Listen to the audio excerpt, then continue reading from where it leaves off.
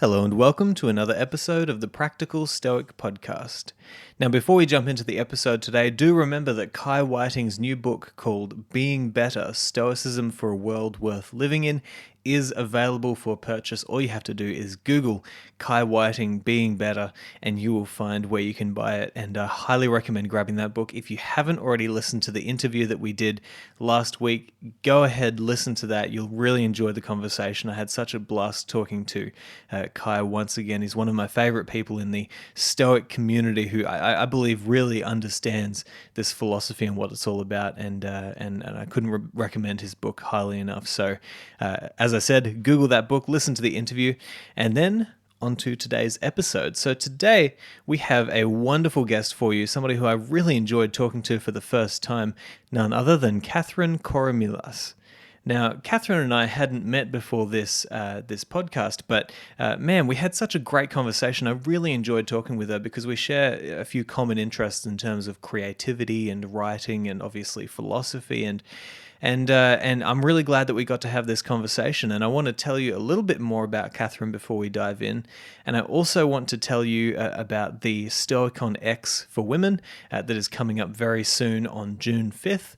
And you can actually buy tickets via the links in the show notes below. But I'll tell you about Kathryn, then we'll dive a little bit more into Stoicon-x Women. So Kathryn Koromilas is a writer, educator, and co-organiser and host of Stoicon-x Women 2021.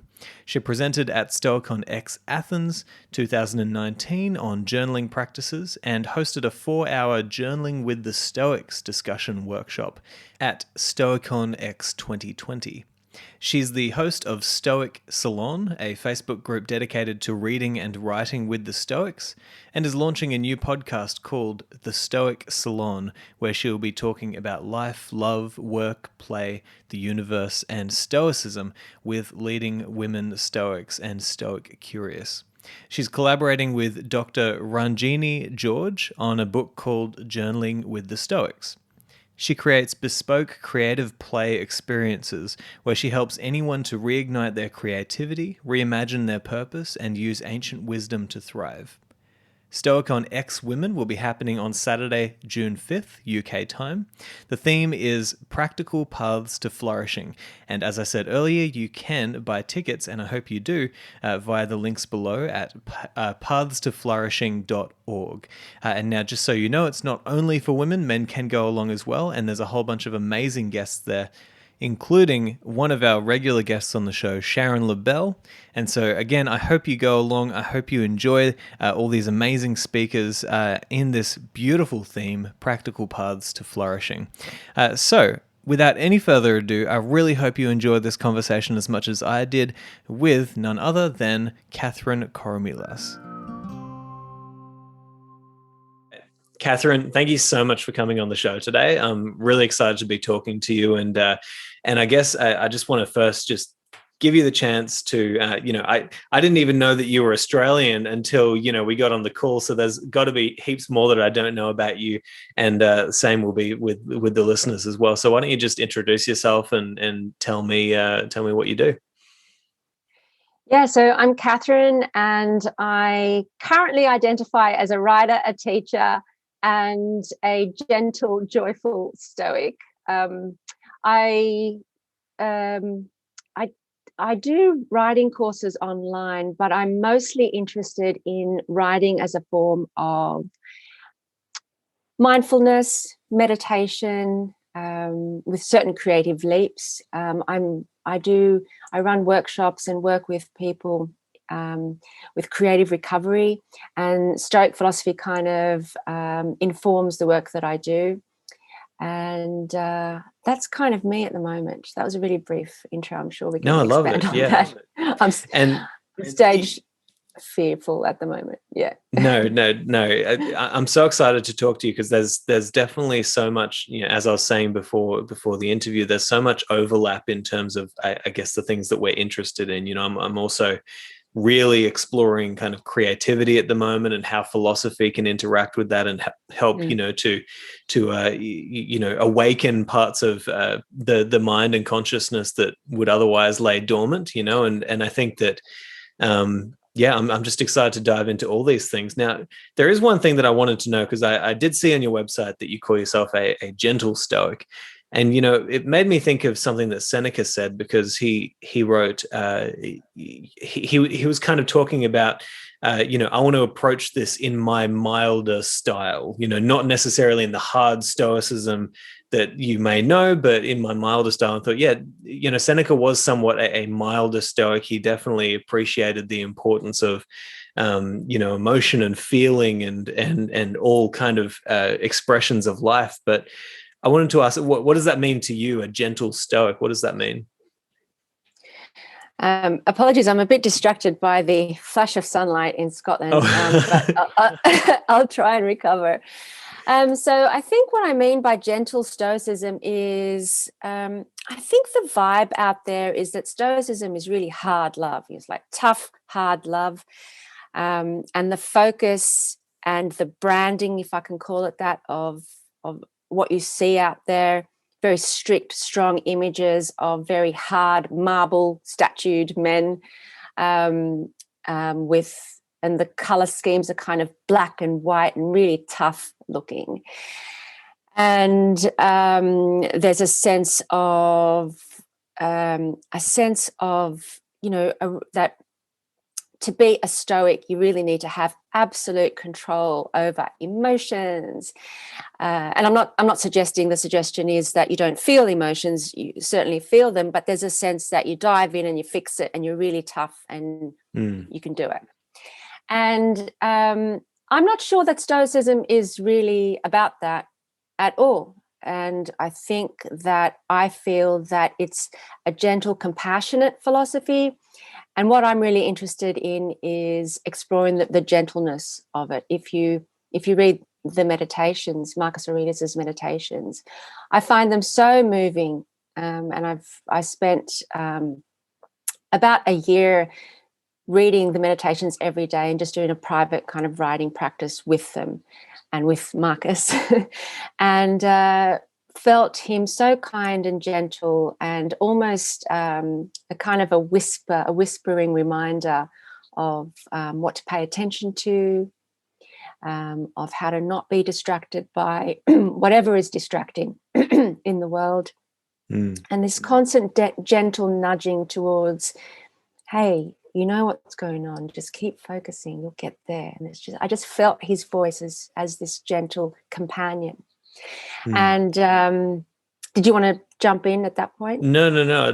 Continue, yeah, because I'm loving where you're going. I guess, look, if I could add anything, it would just be that I really resonate with that, because I've had the same experience of recognizing that this philosophy, when you go on your own kind of personal journey through Stoicism, I guess one of the things that should happen is it should allow you to awaken parts of yourself that you didn't know existed before, but then kind of come to life, right? That, to me, that's this idea of living in agreement with nature. It is your own internal nature should awaken that, but also, nature as the whole, as they would have talked about it as well, in terms of feeling at home in a cosmos that you were born out of, you know what I mean? And so, I resonate with this idea that, Stoicism has this side of it that, is gentle and encourages us to,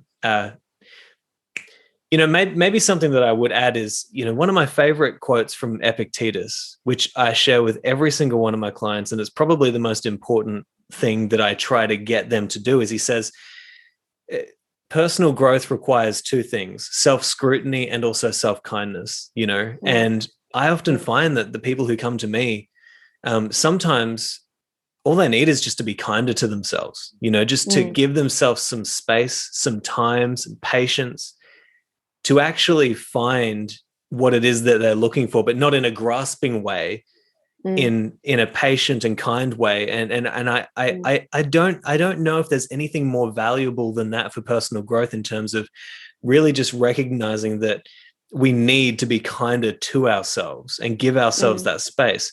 And it seems like that's the same sort of direction that you're going as well. Mm.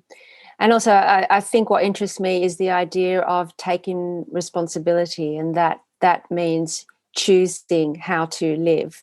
And it's not prescriptive. Stoicism just doesn't give it's not a prescriptive model. So that means that for every person or every parent, there's not one best way, one stoic way to do parenting.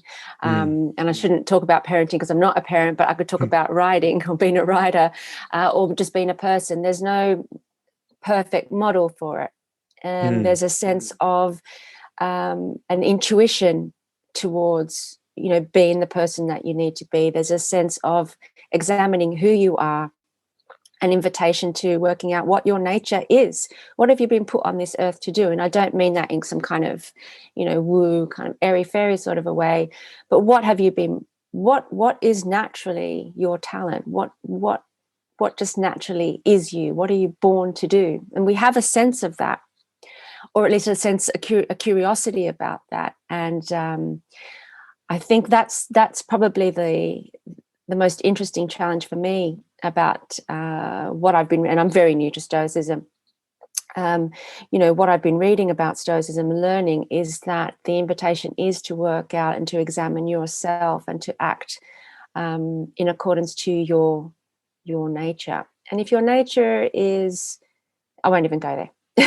No, it's great. You say something there.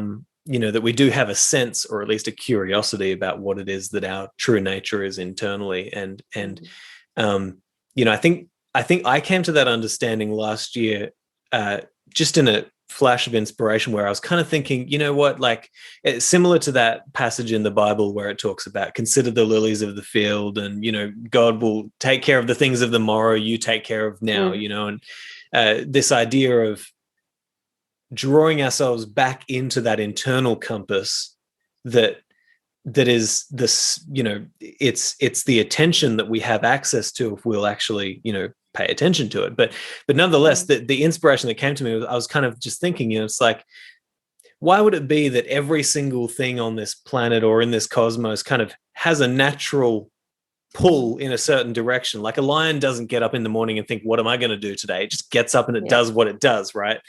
And I sort of thought, okay, maybe that's what the Stoics are trying to get at. There is an internal compass that you have, and you can get access to it. You just got to pay attention and try to know yourself, know who you are. And if you could do that, but you talk about this inclination, you talk, like this curiosity. How do you think, this is the question I've been trying to figure out for the past, I would say, year and a half, is how do you teach somebody to listen to that, or how do you even teach them to recognize that part of themselves that is pulling them in a certain direction towards what would be their own unique nature? How does that, for want of a better word, how does that manifest itself in your life? How do you see that and feel it? Yeah, I think that's probably one of the hardest questions to answer, because everything is set up to not allow that space or that quiet to really work it out. Yeah. And I might go back a bit and then come back to this a bit. When you were talking about finding your nature and trying to identify it, I was reminded of that passage in the Meditations where Marcus Aurelius refers to the Pythagoreans and their invitation to go out for an early morning walk and just to observe. I actually did this morning, just to observe the skies, the heavens, the moon, the stars, and just to notice that they just do their job every day. So as you said, the tiger doesn't, or the lion doesn't wake up one day and say, I want to be a bird. So the stars don't want to be clouds, and the moon doesn't want to try to be, well, I don't know. I haven't spoken to the moon lately, but I feel that the moon just kind of knows that it's the moon and just does that. And so there's a sense of, in the invitation by the Pythagoreans, to take note of that and to see that nature just totally acts in accordance with the nature that they were, that everyone, that the items in the world, the things in the world, the bodies in the world were born with.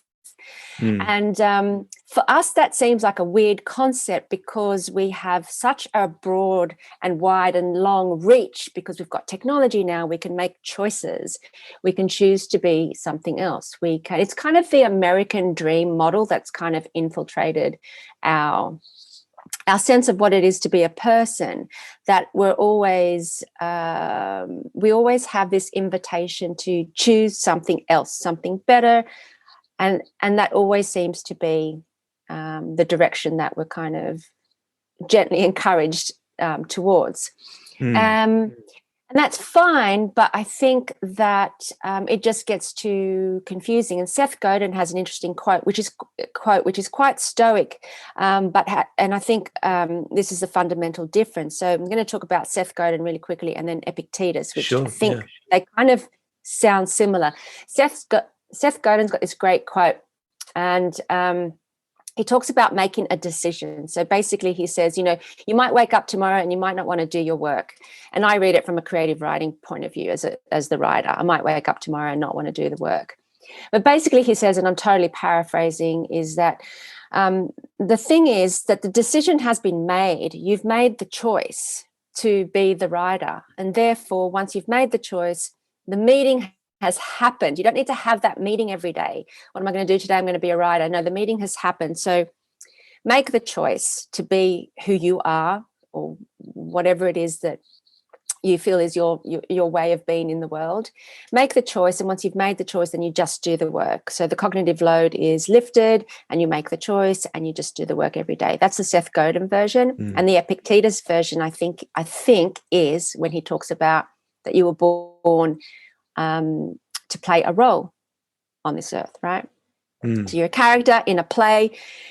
For Epictetus, and I guess that world, the script was written by someone else, the gods, or I don't know what. So all you had to do was just to accept and identify and look internally to really see what role it was that you were put on this earth to play, what character it is, what role, and do the work. With Seth's model, it seems that choice is with us. We have to make a conscious choice to be the person that we're supposed to be.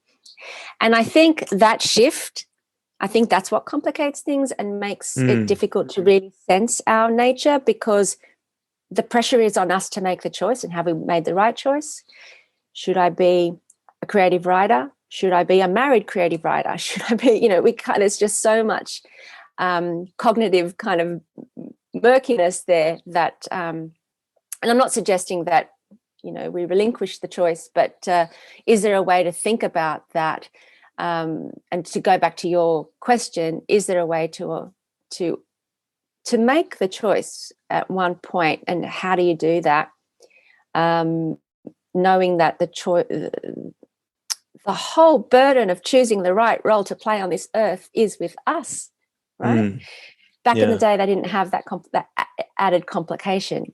I don't know if that's answering your question, even continuing that conversation. But no, it definitely is. No, you don't have to worry at all, because everything you're saying is very interesting to me, and I'm interested in pursuing this idea, because I couldn't agree more with the idea that it actually complicates things to place the burden of so many options upon our minds, and it's like, you grow up, and at age 18, you're supposed to be like, okay, what do you want to do for the rest of your life? and I was thinking about this the other day. We might even transition into a conversation about creativity as well, because for the past year, I've been really exploring my creativity, because I decided, okay, I really want to understand this idea of living in agreement with nature. And it's funny, all of last year, I had this inclination in my mind that kept on coming up every so often and saying, you know what, Simon, I really hope that the thing that you learn this year is not that you have to go back and do music again. Because I'd kind of fallen out of the industry for a while, and I was distracted with all kinds of things. And it was funny to me. It kept on popping up. Really hope you don't learn that. It would be really inconvenient for you, And then I just started wondering what that would look like. And I started dipping my toes into music again. And I bought myself a piano, which is an instrument I loved when I was younger, but, didn't study it. I finished my music degree, I started playing more music. Actually, just yesterday, I've released my first piano album, and I love it. But the thing that I learned, right? The thing that I learned was that there's something so freeing and necessary about finding and giving time to that thing that you genuinely feel interested in. And I said to one of my clients today, I said, like, I've learned something about myself. I'm really, really, really lazy, and I don't do anything that I don't want to do, and I don't want to do anything that I don't want to do. But I've noticed that when I do the things that I really want to do, what I create when I do those things is so much better than anything I have ever created by saying, oh, I'm going to do this and I'm going to force myself into this direction. And so there truly is something that we have lost in this idea that we have all these choices, as opposed to, no, maybe, like Sharon LaBelle says, maybe there is a seat in the theater of life that you're supposed to sit in. And maybe if you sat in it, things would start happening. And we don't know the extent to which that is true, right? Yeah. And I think that there's so much pressure on us from, a young age to be good. But what does that even mean? To get good grades, to be good to look good externally, to have the grades, to brush your hair, to, marry the right person, whatever it is. And I guess there's no encouragement to really just be quiet and listen and pay attention to what you just said. Where do you feel like you're performing your best? Yeah. And it is a feeling game, right? It's feeling, isn't it? It's just, which then, of course, goes back to the Stoics, I think, because, and it's interesting that I'm talking about going back to the Stoics. Well, we are talking about the Stoics, I guess, ultimately. But when you said feelings, because I think that, the end goal of Stoicism really, and it's kind of really obvious because it just says, just go to the Wikipedia page or, the Stanford Encyclopedia page, and it just explains what Stoicism is all about. But to really understand it, it's taken me forever. But it is about, the end goal of Stoicism is about achieving a sense of flow, a sense of being okay, being good, going well, flourishing, eudaimonia. It's a eudaimonic philosophy, right? And that is essentially a sense. It's not, you can't count it, you can't see it, you can't get awarded it, you can't be given a certificate for it. So the criteria is very touchy-feely inside. How does living well feel like for you? It tends to feel like not having conflict, or at least when there is conflict, to be able to, gently deal with it. So I don't think we're encouraged to listen to those feelings. And to identify what's going on there. We're encouraged to fight against them, to overcome them. And I guess we get mixed up. There's this great, do you know the poet David Whyte, Whyte? No, I don't. No.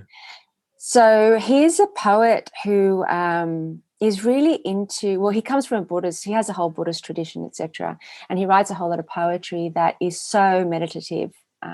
That's, he's kind of a meditative poet, I guess one could say. He's a philosopher. But he talks about paying attention to yourself, and the idea, he talks about, and he asks the question, when was the last time that you remember that someone asked you a question and you were allowed to not have the answer, and you were allowed to just sit in silence and just let it be, just not have the answer? And if I think back, it's probably like I was 4 years old. I don't know. I can't think of the last time when not quickly answering a question was okay. And I think that rush to do that sends us off track, distracts us, pulls us away from things. Yeah, I'm starting a tangent now, so bring me back to this is a good direction. I think that the more we can encourage people to take that time to sit with themselves, to listen to themselves and to try and, you know, discover what is really within the mind, you know, and within consciousness. It's like, you know, that's what we need, especially in a world where it is so fast paced, you know, so demanding, you know, you have all these things that you need to do. It's necessary. And, you know, I can't help but feel that virtue, you know, because virtue is kind of that next step right before you get that, you know, living in agreement with nature. It's like, you know, living in agreement with nature and eudaimonia, that's the destination, but virtue is the pathway, right? And I can't help but think that in the hierarchy of virtue, it's like the ultimate virtue is when you are taking that seat that you're supposed to sit in the theater of life. Because in that way, you're putting yourself in the proper place within the hierarchy of nature itself and of the conscious universe, you know. And so it's certainly like it's a brilliant idea that the Christians then took and put it into obviously the New Testament. And I don't know nearly enough about this as I should, but you know, that idea in the Sermon on the Mount is the idea that if you bring your attention back to this moment, this day, and deal with, you know, it's like that line, what is it? Sufficient unto the day is the evil thereof. If you'll just focus on today, then the things of tomorrow will be taken care of themselves because you're practicing virtue in this moment.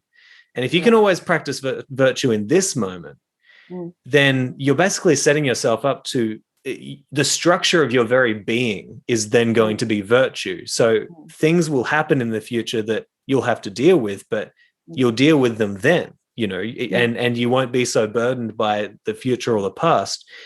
And we those ideas relate because we're trying to, as perfectly as we can, slot ourselves into the rightful place within this kind of conscious universe that if we were to fulfill that purpose, then we would be the best person for that job, essentially. And I think that we can talk about creativity as well. Could you just give me one moment? I've just got to duck out for 1 second. There's just some noise going on out there. I just want to check what it is. Cool. So hopefully you didn't see my like news anchor set up here where I've just got shorts on underneath. But no, you did that shuffle quite well. I wanted to dive into the creativity side of things because you know, we're both artists in our own right, you know, and I do a lot of writing as well, and you work with creative people all the time.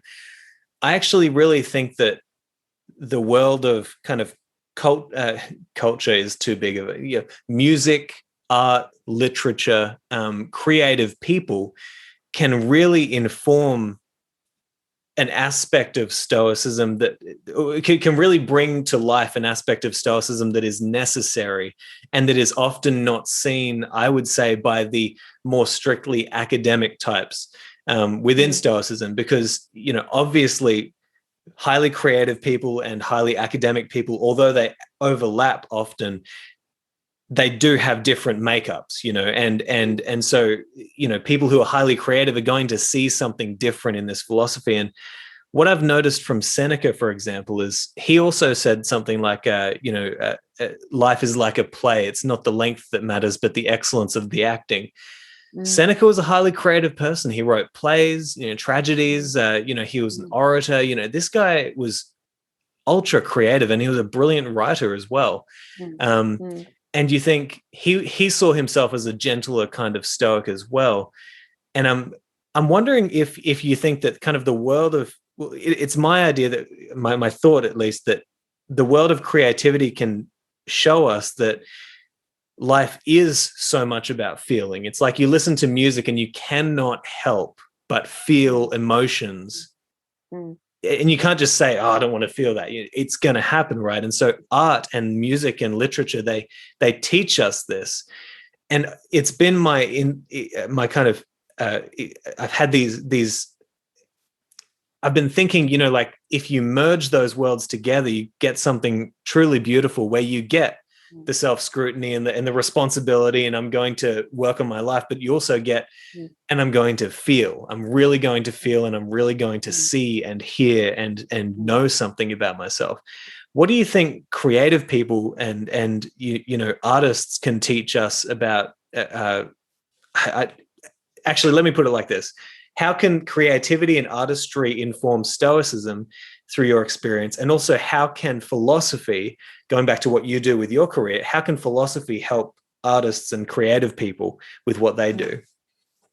That's interesting, because the second question's easier than the first question, right? Because I've always been thinking, how could Stoicism inform and help creatives?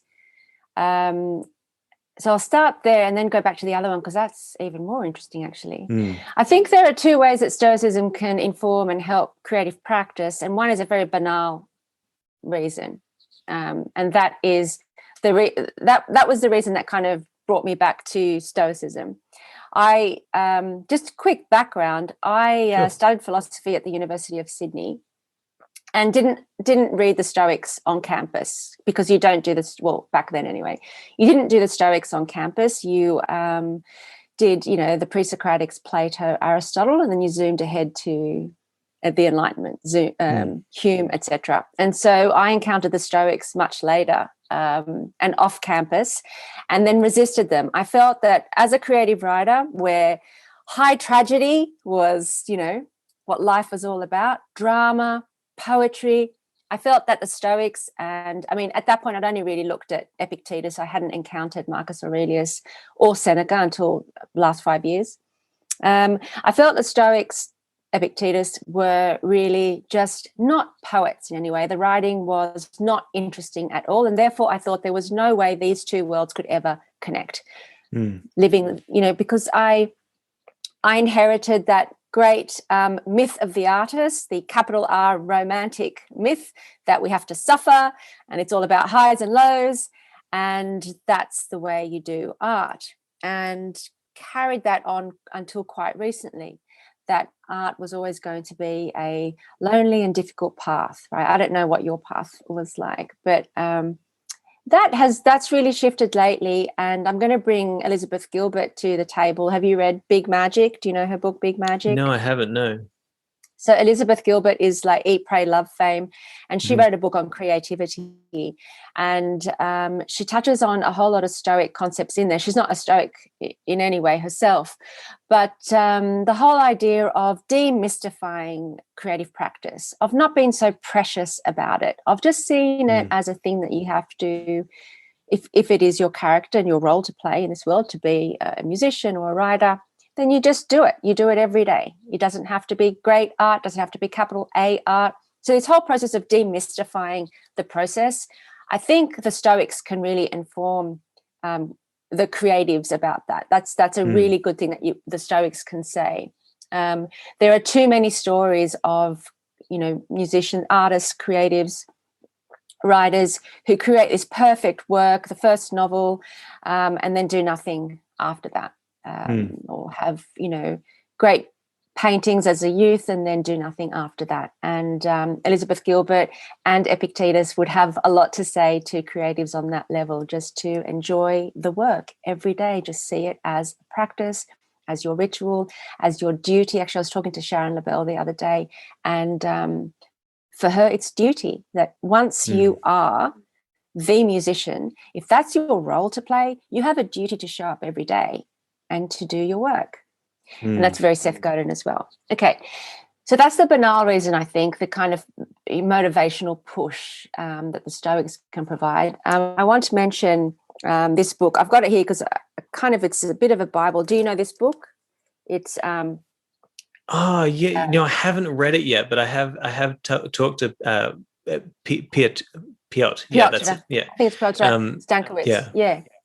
Yeah. So I just found this, like, when it was published about 2 years ago, saw it on my Facebook feed, contacted Piotr and said, I really need to read it and review it. And I wrote a review for Stoicism Today, which is the Modern Stoicism blog. And this is a very academic book, but he comes up with a lot of interesting things that could help creatives. So he talks about, you know, things like, and this is not a sponsored post in any way. No, absolutely. this book really transformed a lot of my thinking. So he talks about things like fame that, you know, creatives are really often interested in, becoming famous, or at least having your work, you know, have a reputation. Again, he brings in the dichotomy of control. What's outside, you know, you can't control what people are going to think. You can't control what reviewers are going to write. So I think the dichotomy of control coming from the Stoics can really help with a creative's sanity once their work goes out into the world. It's actually literally out of your hands now. You've done the work and that's it. Yeah. So he talks about fame, talks about the issue of preservation. So your work having a legacy. Again, you know, Marcus Aurelius says that, you know, you're going to die, and then there'll be some people left after you who might remember you for a bit, but then they're going to die too. And then everyone's going to end up dying. So you might not actually ever be remembered. So I think talking, you know, reading the Stoics and learning about the Stoics also helps just, you know, relinquish that desire to write for leaving behind a legacy. Now, Seneca's really interesting because I don't know which letter it is, but he writes to Lucilius at one point because Lucilius is really distracted by doing stuff that will make him famous and have a reputation and a reputation after life. And Seneca is saying, look, just do your work, just do your philosophy and study. And, you know, we're writing letters together, says Seneca. If you do good work, I'll put your name in my letters and my letters will be remembered. So therefore you will be remembered. So I think another note for the creatives, write letters to people like Seneca. That's a joke. No. So those two things, if you want to jump in and interrupt me and, well, yeah, I was just going to add, you know, yeah, definitely. Well, you know, one thing that I would add is I like the idea of not caring about what you leave, not caring about the future kind of reputation. But Seneca also writes in one of his letters, I did an episode on this recently, he writes that the reason why he's writing these letters is for the future generations to come. And see, I think that he switches it around. It's just coming to me now that he's not saying, I want to do this because I want to have your reputation. He's saying, I want to do this because I have a duty to give the future generations something of value that can help them. It seems, you know, this might be a key moment in terms of discovering this idea of living in agreement with nature as well. Because if you have that duty, and if you say, the best thing that I could possibly do with my life is find that thing that I'm really good at if I give my attention to it. Because we don't focus on talent enough. Like, talent is so much of, you know, like, I understand that we all like to think that everybody can just become anything that they want. But seriously, like, you know, talent goes a long way. And if you've got a talent, in a way, that does mean that you have a duty. And if you have that duty, then you can look at it like that and think, okay, the best thing that I could do is give something to the future generations, which would be me doing my best at whatever it is that I'm naturally good at, that could leave them something of value. And it's funny that, you know, I think Sharon's whole philosophy is obviously rubbing off on me as well, because, you know, I know that she does think about with her. And you know, like, I had this moment, I'll tell you this, that a few weeks ago, I was sitting at the piano and I was practicing. I don't practice. I was playing around, having a great time. And I was trying to get this piece together, this composition.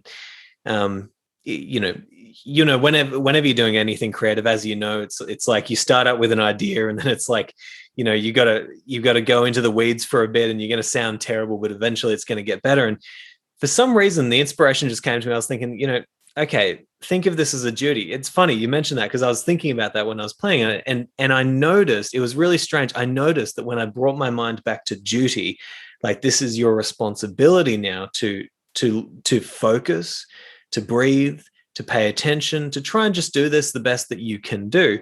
And I noticed that it actually really helped me. I thought it was really weird, actually. I thought it was strange that in that moment, something so simple could be so tangibly effective.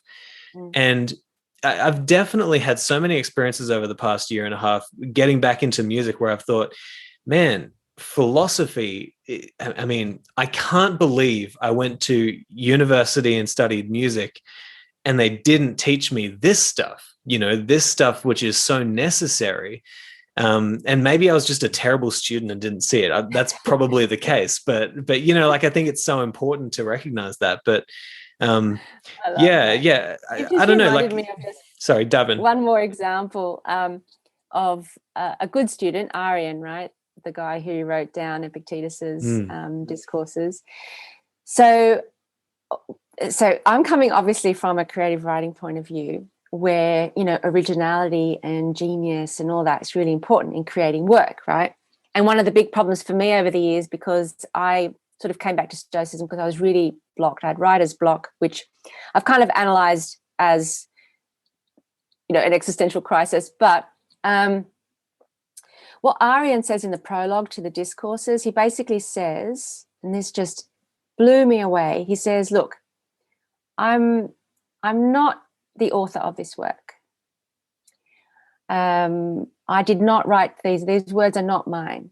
What I'm doing is recording what Epictetus taught us as best I can." Again, as you mentioned just earlier, I'm recording Epictetus's words for future generations.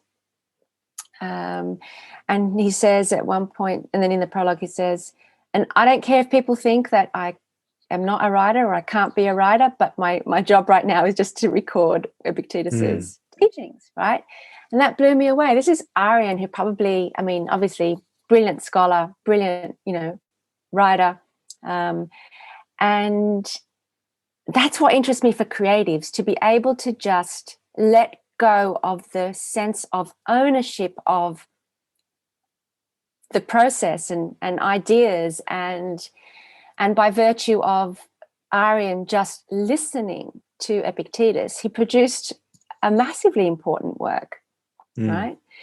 And then just quickly going over to Marcus Aurelius. And for me, Marcus Aurelius came alive and I fell in love with him by virtue, with the help of Pierre Hadot and Gregory Hayes's translation. Gregory Hayes has got a really wonderful introduction to the translation, and both Hadot and Gregory Hayes pick up on some literary aspects of the Marcus Aurelius, which really helped me just feel better about the text and really sort of enjoy the text. And so Gregory Hayes says in the introduction to his translation of the Meditations, he says that Marcus Aurelius does not do any original philosophical work in the text.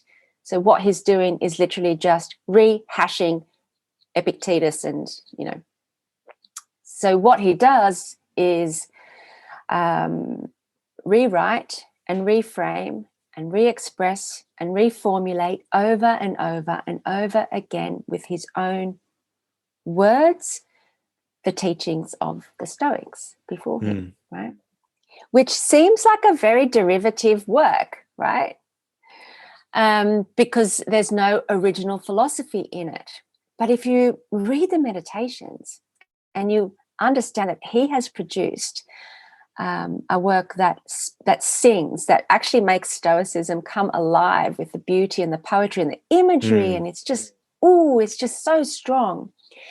And according to Hadot, this is because the practice was to rewrite the teachings and to pay, and I think Fronto also helped teach Marcus Aurelius how to do this, so how to rewrite the teachings, how to rephrase them, paying careful attention to the words and the syntax so that you could choose the words and that would really speak to you, that would strike your psyche. These are Hadot's words, strike your psyche so loud that it would literally just transform your perspective.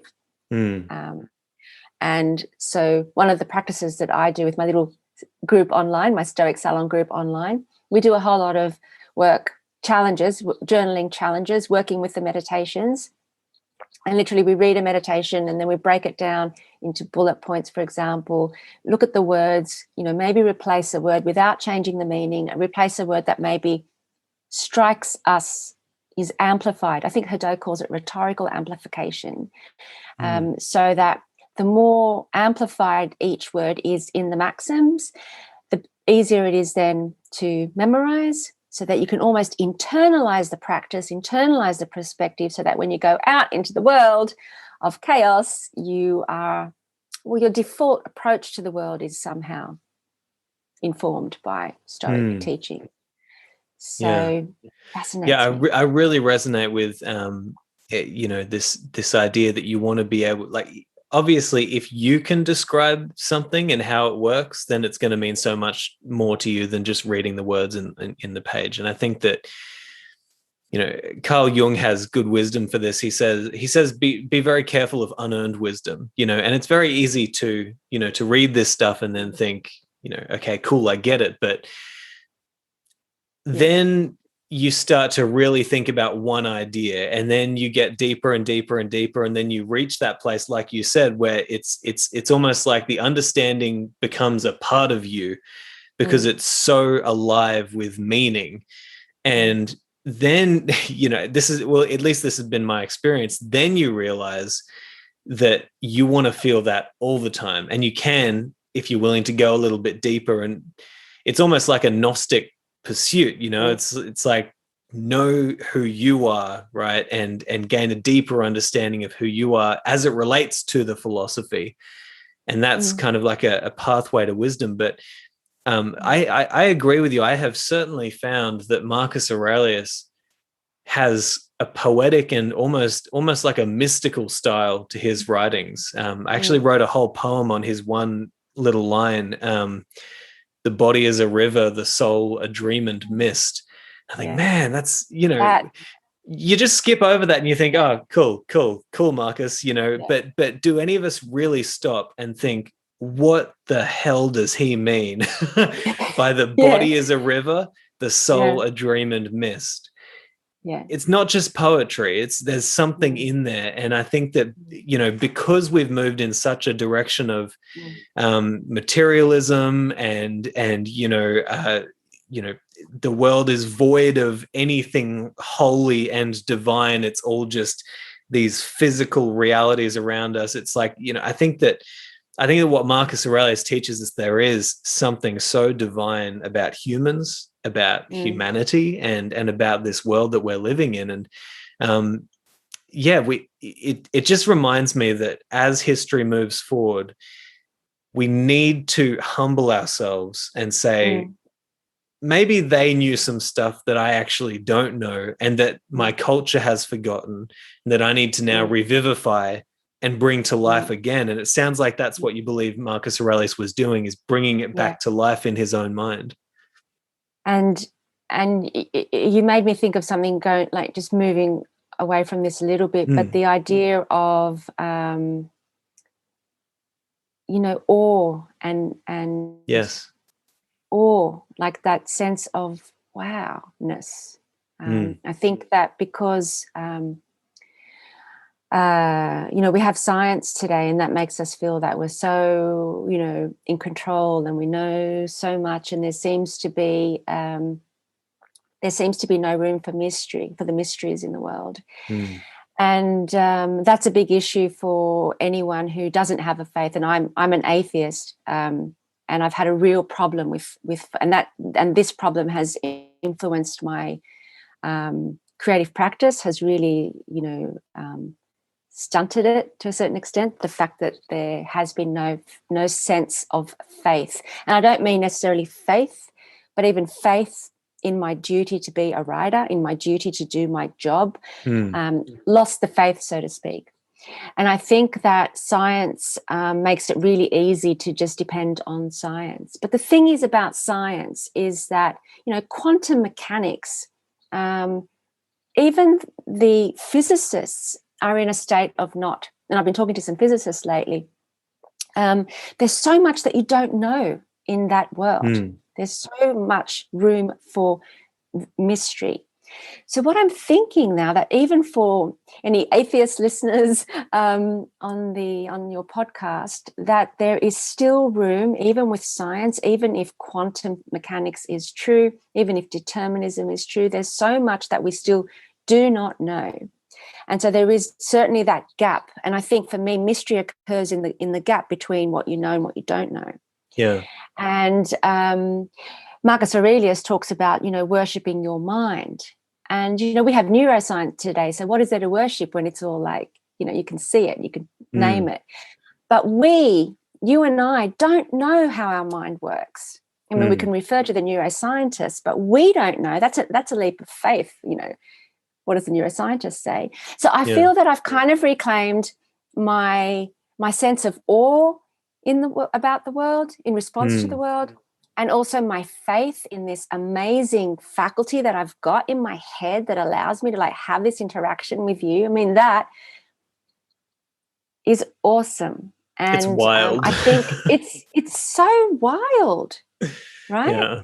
And for years I was like, yeah, no worries, it's science. Yeah, it's neuroscience. And I lost that wowness. And I think that Stoicism, oddly, here I am saying Stoicism allowed me or encouraged me gently to bring that faith back, and not in any sort of religious form, but in that pure form of just paying attention to how awesome the world is, how awesome I am, and not in that individual sense that we have today where I'm so awesome, I'm so skilled, I've got an IQ of 120, yay me. It's not that. It's like whatever your IQ is, the fact that you have a brain that works the way it does and you don't even know how it works, that blows me away. Have I gone off topic? No, it's great. I think that we spend our whole lives looking outwards, right? And if you really think about it, everything out here is unbelievably complicated. I don't know how this computer works. I will never know how it works. And to me, it's not even a computer. It's like it's an alien that somehow does things that I want it to do, right? But and you think, okay, the world that we see is completely complicated, but then you turn around and you look within yourself and you realize, oh crap, it's even more complicated. It's like you could dive into that and never and I mean, look, as far as neuroscience goes, we still don't fully understand consciousness, and I don't think we ever will. I think it is the paradise that is always just beyond our reach, and I think that just when you realize that the external and internal world are both equally complicated and complex and ununderstandable, I think that it should blow you away. It should fill you with awe. In fact, literally in my last conversation with Sharon LaBelle, I'm bringing her up because I love her. And but my last one, we were talking about this idea of we need to experience grandeur, a lot more often. We need to, like Seneca, he walked in these lofty woodlands and he's looking up at the trees and he's thinking, wow, it's incredible. And, we need to have these experiences that wake us up to the complexity of the world, but also we need to pay attention and see that complexity and that grandeur exists absolutely everywhere. Like walk in a city, that's no simple affair. I mean, humans built that. We built these giant trees, that keep people in them, and it's like it's a silly thing to say, but it's true. It's amazing, and we need to regain that sense of the absolute beauty and majesty of everything that is happening here, even if life sucks sometimes, and even if you have a really rough go of life, and there's always something that you can look at and be amazed, and but yeah, let's take a left turn here. I want to give you a chance to talk about what you're doing coming up with Stoicon-x, that's it, for women. And I want to, what are you doing with this? What's the plan? What do you hope to get out of it? What do you hope that the people will get out of it? And where can people find it? And I think this kind of will sort of also answer the question that I didn't end up answering, which is what can creatives or what can other voices, how can they inform Stoicism? Because we've been going kind of the other way. How can academia, philosophers inform others? So with the Stoicon-x Women conference, it's a conference that is taking place on June the 5th. And the theme is Practical Paths to Flourishing. And the website is pathstoflourishing.org.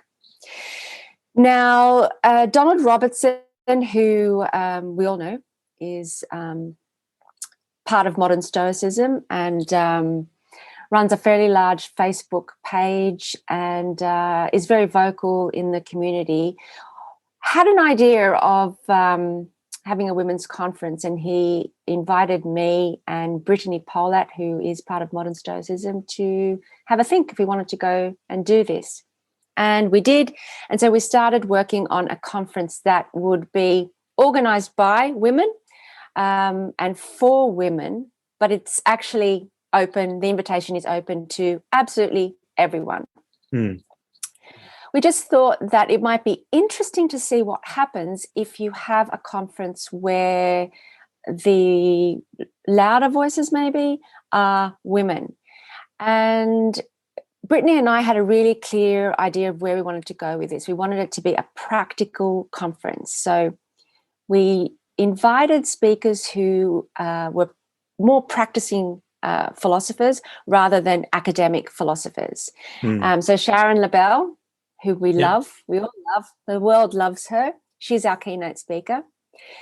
And so we put out an invitation for papers that were kind of practical in nature. And what came back to us was really interesting, actually. We've got 3 sub-themes of mindfulness, creativity, and care. Self-care, compassionate self-care, care for the family, etc. And that was quite unexpected for a Stoic conference to focus on things like mindfulness, creativity. And it just came organically from these Stoic women who some are, teaching philosophers, Jennifer Baker, Ranjini George over at University of Toronto, Brittany Polat, of course, and others. Jamie Lombardi is also speaking. You've got Greg Sadler is speaking with Andy. They're co-leading a session on how to build a solid relationship. So it's quite a varied panel, and I think it's bringing in some interesting topics. So Stoicism and meditation, Stoicism, mindfulness. Ranjini George teaches Stoicism, Buddhism, and creative writing, meditative writing over at the University of Toronto, and she'll be speaking about that. Sharon Labelle is going to be talking about creativity. I'm leading a panel on creativity in the Stoics, because that's really what I'm interested in, as we've discovered today. And care, parenting, and self-care, compassionate self-care. So these topics are really interesting. I'm not sure they've been so highly, so obviously kind of spoken about at previous conferences. And that was a really nice surprise for us to have, suggestions for papers on those topics. We're also running a campaign. It's called the Paths to Flourishing campaign. We want people's stories. So we're really interested in the stories of everyone who has encountered Stoicism, who calls themselves a Stoic or might be Stoic curious. What was the path that led you to Stoicism? That's what we're really interested in. And what was that pivotal moment, the moment at which you met Stoicism? And then what happened afterwards? It's kind of like the Zeno shipwreck moment. Like, we want to know what your shipwreck moment is. And the stories that have come out of that are just, again, stories that you don't normally see on social media in Stoic communities. Stories about, deaths of parents that really marked a person, illnesses, etc. Really vulnerable, difficult, hard stories that just illustrate how hard our lives are, and how, if we're lucky enough, some of us, there are many paths to flourishing, of course. It's not just the Stoic path.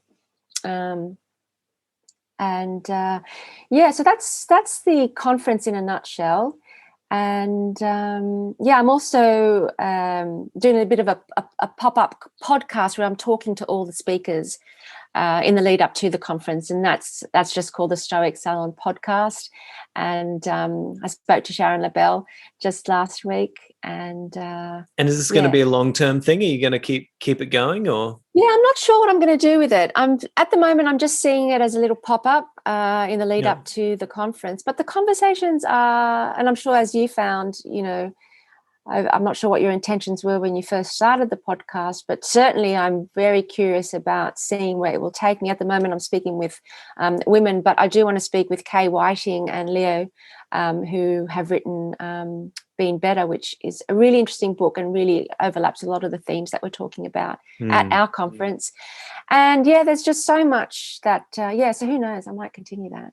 Yeah, I hope you do, because it'll take on a wonderful, well, it'll take on a life of its own, and it's a lot of fun. It's a lot of work, but it's a lot of fun. I'm actually speaking to Kai tomorrow about his book, so it's going to be great. But Kathryn, this has been such a fun conversation. Really, I've really enjoyed this, and I think that we've made some interesting progress and a few ideas as well, which is great. So just tell me and the audience, when they hear this, where can they go to find out more about the women's conference, and also how can they buy tickets to it, and also where can they find your podcast?